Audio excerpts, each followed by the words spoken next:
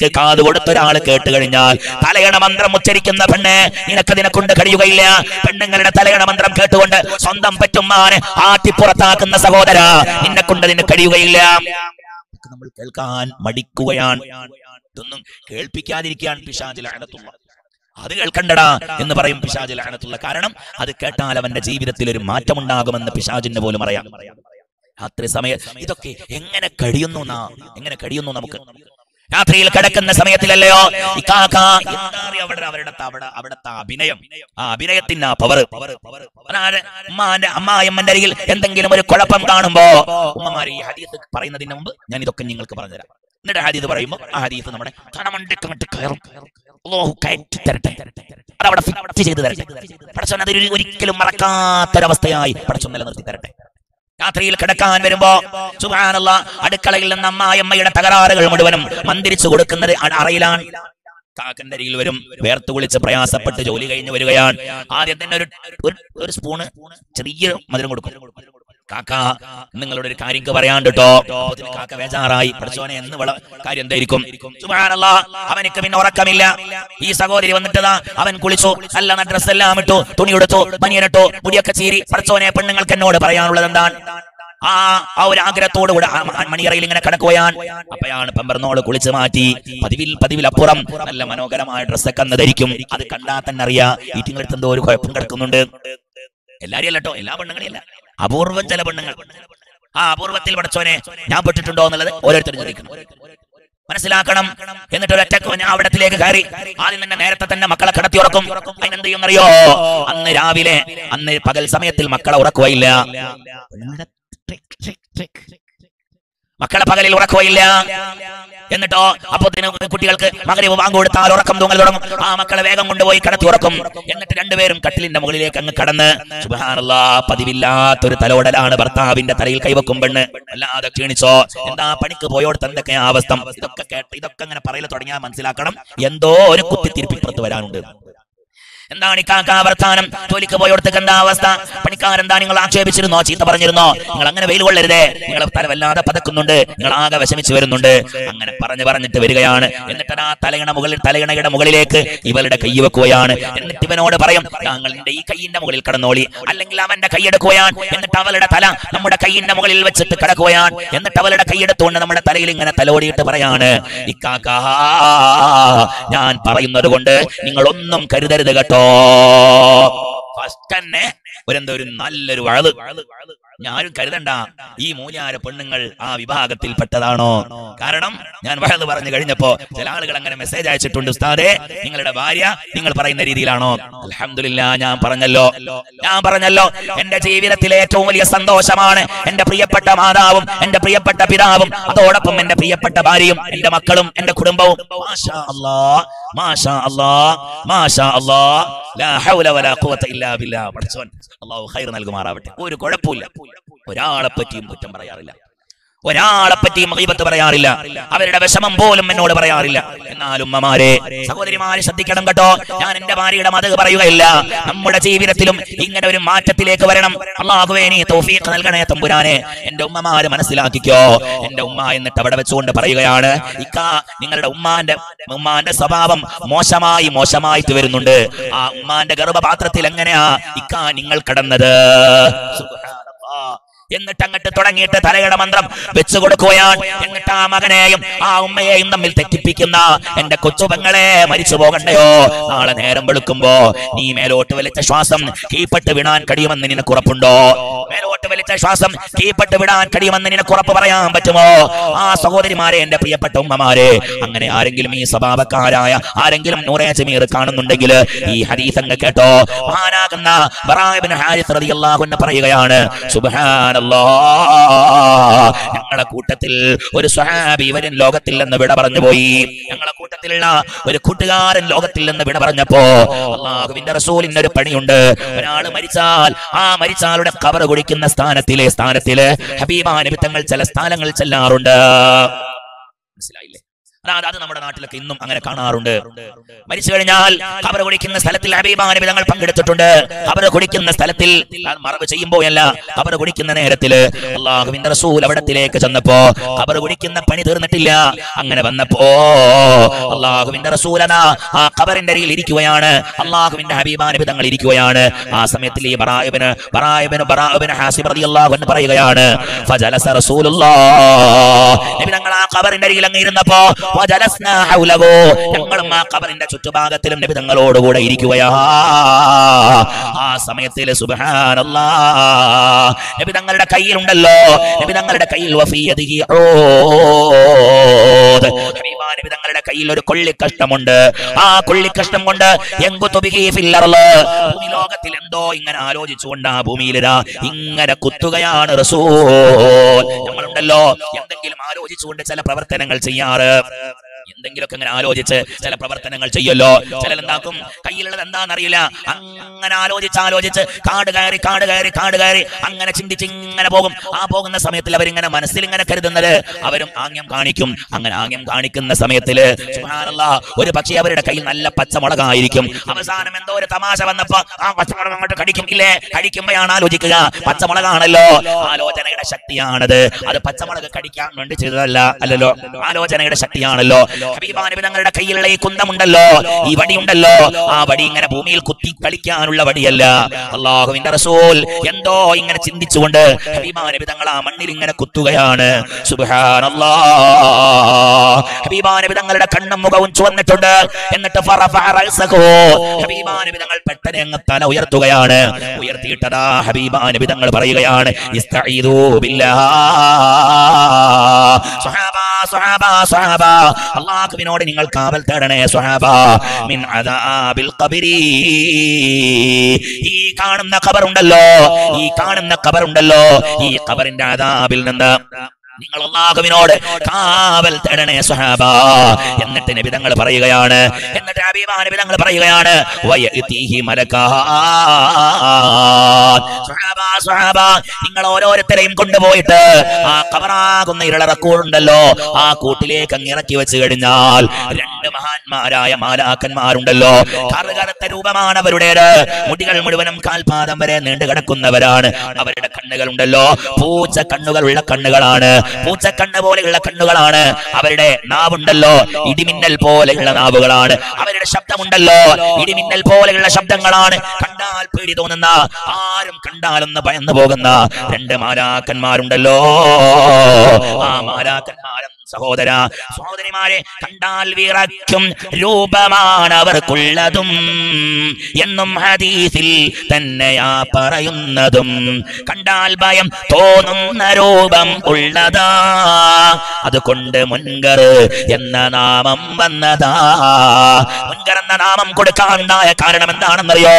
ആ മുൻകർ എന്ന മഹാനാകുന്ന മലക്കിനെ കണ്ടാൽ, അവരുടെ ആ മുടിയുടെ നീളം കണ്ടാൽ, അവരുടെ ആ കണ്ണിന്റെ ആ തിളക്കം കണ്ടാൽ, അവരുടെ നാവിന്റെ ഇടിമിന്നൽ പോലെയുള്ള നാവ് കണ്ടാൽ, അവരുടെ ആ ശരീരം കണ്ടു കഴിഞ്ഞാൽ കണ്ടാൽ പേടി തോന്നുന്ന ഒരു രൂപമാണ്. അതുകൊണ്ടാണ് മുൻകർ എന്ന മലക്കിന് പേര് വെക്കാനുണ്ടായ കാരണമെന്ന് ഹബീബ് മുഹമ്മദ് മുസ്തഫ കേട്ടവളല്ലേ ഓതിയ സൂറത്ത് തന്നെയാണ് ഓതേണ്ടതും. ഫാത്തിഹ 17 വട്ടം ഓതുന്നില്ലയോ? പ്രിയപ്പെട്ടവരെ മനസ്സിലാക്കണം കേട്ടോ. തലയിലേക്ക് നമ്മുടെ ഈ വിശുദ്ധമായ ഹദീസ് എന്നും നിലനിൽക്കണം. അല്ലാഹുവേ നീ തൗഫീഖ് നൽകണേ തമ്പുരാനെ. ആ ഖബറിൽ ചോദ്യങ്ങളില്ലാത്ത ആളുകളെ സംബന്ധിച്ചും ഞാൻ നിങ്ങൾക്ക് പറഞ്ഞു തരാം. കൊറോണ ബാധിച്ച് മരിച്ചവരുണ്ടല്ലോ, അവരെ സംബന്ധിച്ച് ഞാൻ 2 കാര്യങ്ങൾ നിങ്ങളുടെ മുമ്പിൽ സൂചിപ്പിക്കുകയാണ് ഇൻഷാ അല്ലാഹ്. ഉസ്താദേ, എന്റെ പിതാവ് കൊറോണ ബാധിച്ചാ മരിച്ചത്. എന്റെ പിതാവ് ഉസ്താദേ തഹജ്ജുദ് ഉപേക്ഷിക്കാറില്ല. എന്റെ പിതാവ് ഉസ്താദേ ളുഹാ നിസ്കാരം ഉപേക്ഷിക്കാറില്ല. എന്റെ പിതാവ് ഉസ്താദേ ഗീബത്ത് പറയാറില്ല, നമീമത്ത് പറയാറില്ല. എന്റെ പിതാവായി പോയല്ലോ റബ്ബേ, കൊറോണ ബാധിച്ചുകൊണ്ട് മരിച്ചത് ഉസ്താദേ. എന്റെ പിതാവിന് അങ്ങനത്തെ അസുഖം വരേണ്ട ഒരാവശ്യവും ഇല്ല ഉസ്താദ്. അങ്ങനെ ചിന്തിക്കുന്നവരാരെങ്കിലും ഉണ്ടെങ്കിൽ, കൊറോണ ബാധിച്ച് മരിച്ചുപോയ ഉമ്മമാരുടെ ഉപ്പമാരുടെ മക്കൾ ആരെങ്കിലും ഒരാൾ എന്റെ ഉപ്പാക്ക് എങ്ങനെ സംഭവിച്ചു അത്, എന്റെ ഉമ്മാക്ക് എങ്ങനെ സംഭവിച്ചു അത് എന്ന് ചിന്തിക്കുന്നവരായിട്ട് ആരെങ്കിലും ഉണ്ടെങ്കിൽ കേട്ടോളണേ സഹോദര. അല്ലാഹുവിന്റെ ഹബീബായ നബി തങ്ങൾ പറയുകയാണ്, ഖബറിൽ സുആലില്ലാത്തവർ പലരുണ്ട്, നിരവധി ഹദീസും തെളിവിലേക്ക് അതിലുണ്ട്. മഹാനായ ഉസ്താദ് പറയുകയാണ്, ചില മനുഷ്യന്മാരെ ഖബറിന്റെ ഉള്ളിലേക്ക് അങ്ങ് കൊണ്ടുപോയി വെച്ച് കഴിഞ്ഞാ ഈ കാണുന്ന മുൻകറും നക്കീർ അലൈഹിസ്സലാം ഉണ്ടല്ലോ, അവരോട് ഒരു ചോദ്യം ചോദിക്കുകയില്ല, അവരെ പേടിപ്പിക്കുകയില്ല, അവരെ പ്രയാസപ്പെടുത്തുകയില്ല, അവരെ ബുദ്ധിമുട്ടാക്കുന്നതല്ല, അവരെ സങ്കടപ്പെടുത്തുന്നതല്ല. അവരോട് മഹാന്മാരാകുന്ന മുൻകറും നക്കീർ അലൈഹിസ്സലാം ഉണ്ടല്ലോ, ഒരു ചോദ്യവും അവരോട് ചോദിക്കുകയില്ല. അവർക്ക് നല്ല റാഹത്താണ്, അവർക്ക് നല്ല സന്തോഷമാണ്, അവരെ ചോദ്യങ്ങളില്ലാതെ അങ്ങനെ കടക്കുകയാണ് അവര്. ആരൊക്കെയാണ് അവരെന്നറിയോ? ശുഹദാക്കളായാൽ ചോദ്യമേ ഇല്ലെന്ന് ബഹുഭൂരിപക്ഷം ഒത്തു സമ്മതിക്കുന്ന, സുബ്ഹാനല്ലാഹ്, അല്ലാഹുവിന്റെ മാർഗത്തിൽ ഷഹീദായ ശുഹദാക്കന്മാരുണ്ടല്ലോ, അല്ലാഹുവിന്റെ മാർഗത്തിൽ ഷഹീദായ ശുഹദാക്കന്മാരുണ്ടല്ലോ, അവരുടെ ജനാസ കൊണ്ടുപോയി മറവ് ചെയ്യുമ്പോ അവരുടെ ജനാസയുടെ അരികിലേക്ക് മഹാന്മാരാകുന്ന മുൻകറും നക്കീർ അലൈഹിസ്സലാം ഉണ്ടല്ലോ, അവരുടെ അരികിലേക്ക് വരികയില്ല എന്ന് നബി മുഹമ്മദ് മുസ്തഫ സല്ലല്ലാഹു അലൈഹി വസല്ലം. പിന്നെ പറയുന്നത് കേൾക്കണേ, അല്ലാഹുവിന്റെ ഹബീബായ നബി സല്ലല്ലാഹു അലൈഹി വസല്ലം തങ്ങൾ പറയുകയാണ്, മുർസൽ നബിക്കും ചോദ്യമില്ലെന്ന് ബഹറുൽ കലാമിൽ നസഫിയും പറയുന്ന. രണ്ടാമത്തത്, അല്ലാഹുവിന്റെ അമ്പിയാക്കന്മാരുണ്ടല്ലോ, അമ്പിയാക്കന്മാർ ലോകത്തിൽ നിന്ന് മരണപ്പെട്ടു പോയ ആ അമ്പിയാക്കന്മാരെ ഖബറിലേക്ക് കൊണ്ടുപോയി വെച്ചാൽ എന്റെ ഉമ്മ അവരോടും ചോദിക്കുകയില്ല, അവരോടും മുൻകർ നക്കീർ അലൈഹിസ്സലാം ഉണ്ടല്ലോ, അവരോടും ചോദ്യം ചെയ്യുകയില്ല എന്ന് മഹാനാകുന്ന ഹബീബ് മുഹമ്മദ് മുസ്തഫ സല്ലല്ലാഹു അലൈഹി വസല്ലം. പിന്നെ അതാ സുബ്ഹാനല്ലാഹ്, പിന്നെ പറയുന്നത് കേട്ടോളണേ, കേട്ടോളണേ, അല്ലാഹുവേ നീ തൗഫീഖ് നൽകണേ റബ്ബേ. അത്ഫാലിനില്ലം നാണ് അർജകിലുള്ളത്, മുൻപന്തിയിൽ നസഫി ഇമാമാണുള്ളത്. സുബ്ഹാനല്ലാഹ്, മതൂനും മബതൂനും ഹരീഖും പിന്നെ ത്വൽഖാൽ മരിച്ചവളും ഇതിൽ ശരി തന്നാ. കൊറോണ ബാധിച്ച ഉമ്മമാരുടെ പൊന്നുമക്കളെ, കൊറോണ ബാധിച്ച ഉപ്പമാരുടെ പൊന്നുമക്കളെ, കൊറോണ ബാധിച്ച പ്രിയപ്പെട്ട ഭാര്യമാരുടെ ഭർത്താക്കന്മാരെ, കൊറോണ ബാധിച്ച ഭർത്താവിന്റെ പ്രിയപ്പെട്ട ഭാര്യമാര് കേട്ടോളണേ, ഹബീബായ നബി തങ്ങൾ പറയുകയാണ്, മത്ഫൂഇനും മബ്തൂനിനും ഹരീഖിനും പിന്നെ ത്വൽഖാൽ മരിച്ചവളും ഇതിൽ ശരി തന്നാ. സുബ്ഹാനല്ലാഹ്, മത്ഊന് എന്ന് പറഞ്ഞാൽ താഊൻ, പ്ലേഗ് രോഗം ബാധിച്ചുകൊണ്ട്, അതായത് പകർച്ചവ്യാധി രോഗമുണ്ടല്ലോ, ആ രോഗം ബാധിച്ചുകൊണ്ട് ഒരാൾ മരണപ്പെട്ടാൽ, പകർച്ചവ്യാധി രോഗങ്ങൾ പിടിപെട്ടുകൊണ്ട് ഒരാൾ ലോകത്തിൽ നിന്ന് വിട പറഞ്ഞു പോയ പകർച്ചവ്യാധി എന്ന് പറയുന്നത് അല്ലാഹു സുബ്ഹാനഹു വ തആലയുടെ അദാബാണ്. ഒരിക്കലും നാം കരുതരുത് ഈ കൊറോണ ഒരു പരീക്ഷണമാണ് എന്ന്. ഈ കൊറോണ ഒരു പരീക്ഷണമാണെന്ന് നാം കരുതരുത്. ചില ആളുകൾ പറയാറുണ്ട് പരീക്ഷണമാണ്. ആദ്യം പരീക്ഷണമാണെങ്കിൽ ആദ്യം നമ്മൾ നന്നാവണ്ടേ, നന്നായിട്ടല്ലേ പരീക്ഷിക്കുള്ളൂ. നന്നാവാത്ത ഒരാളെ പരീക്ഷിച്ചിട്ട് എന്ത് കാര്യം? പരീക്ഷയ്ക്ക് പഠിച്ചാലല്ലേ പരീക്ഷ കൊണ്ടും ഫലമുള്ളൂ. പഠിക്കാതെ പോയിട്ട് പരീക്ഷ ചോദിച്ചതിന് എന്ത് ഫലം? പരീക്ഷ നിർത്തിക്കൂലേ? പരീക്ഷ നിർത്തിവെക്കൂലേ? കൊറോണ പരീക്ഷണമല്ല, കൊറോണ അല്ലാഹുവിന്റെ അദാബാണ്. ലോകത്ത് ഫസാദുകൾ, തിരിപ്പുകൾ, ഫിത്നകൾ നമ്മുടെ ജീവിതത്തിലുടനീളമായിട്ട് കണ്ടുവന്നപ്പോ അല്ലാഹു നൽകിയ പരീക്ഷണമാണ്. ഇറങ്ങിപ്പോടാ എന്റെ പള്ളിയിൽ നിന്ന് വരെ പടച്ചറപ്പ് പറഞ്ഞതാ. വാതിൽ അടച്ചു പൂട്ടി അല്ലാഹു, ഇങ്ങോട്ട് കയറി വരണ്ടടാ എന്ന് പടച്ചവൻ തീരുമാനിച്ചു. മനസ്സിലായില്ലേ? തലയെ കെട്ടുകെട്ടിയവനെയും പുറത്താക്കി, ആജിയാരെയും പുറത്താക്കി, നാടനെയും പുറത്താക്കി, ചെറുപ്പക്കാരനെയും പുറത്താക്കി. വരണ്ടടാ എന്ന് പറഞ്ഞു. ജുമാക്ക് പോലും വരണ്ട എന്ന് പറഞ്ഞു. നാട്ടിൽ ഫസാദ് ഉണ്ടാക്കി, ഫിത്നകൾ ഉണ്ടാക്കി, കുടുംബങ്ങളോട് കലഹിച്ച്, കുടുംബത്തിനെ തമ്മിൽ തെറ്റിപ്പിച്ച്, നാട്ടുകാരെ രണ്ട് പക്ഷത്താക്കി, നാട്ടിൽ ഫസാദ് ഉണ്ടാക്കി. നാം പടച്ചവൻ തന്ന പരീക്ഷണം. വ്യഭിചാരങ്ങൾ മറ്റൊരു ഭാഗത്ത്, പേടിയില്ലാതെ വ്യഭിചരിക്കുന്ന കാലം, പേടിയില്ലാതെ കള്ളു കുടിക്കുന്ന കാലം, പേടിയില്ലാതെ ഫസാദുകൾ ഉണ്ടാക്കുന്ന കാലം. ഒരംശം പോലും അല്ലാഹുവിനെ പേടിക്കാൻ നമുക്കാർക്കും കഴിയുന്നില്ല.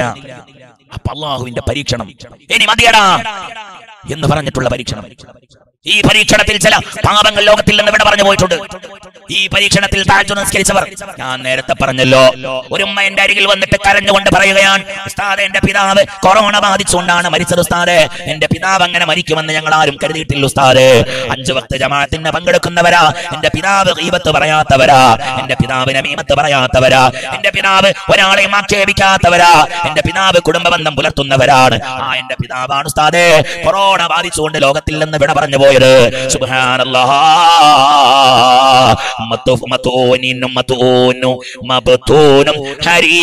പിന്നെ